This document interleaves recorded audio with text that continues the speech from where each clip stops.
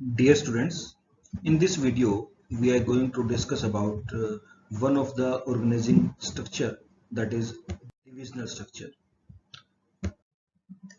In a divisional structure, the organization structure comprises of separate business units or divisions.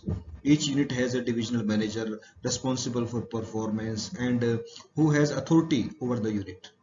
Generally, manpower is grouped on the basis of different products manufactured. Each division is multifunctional because within each division, functions like production, marketing, finance, purchase, etc. are performed together to achieve a common goal. Each division is self-contained as it develops expertise in all functions related to a product line. Or we can say that within each division, the function structure tends to be adopted. However, functions may vary across divisions in accordance with a particular product line. Advantages of divisional structure. Skill development. Product specialization helps in the development of varied skills in a divisional head, and this prepares him for higher position.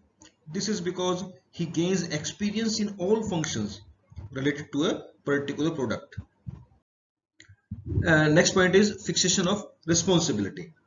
Divisional heads are accountable for profits as revenues and costs related to different departments can be easily identified and assigned to them. This provides a proper basis for performance measurement. It also helps in fixation of responsibility in case of poor performance of the division, and appropriate remedial action can be taken. Quick decisions.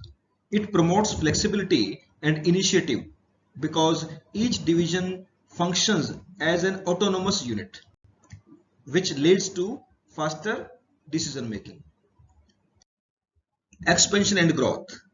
It facilitates expansion and growth as new divisions can be added without interrupting the existing operations by merely adding another division head and staff for the new product line. Disadvantages of divisional structure.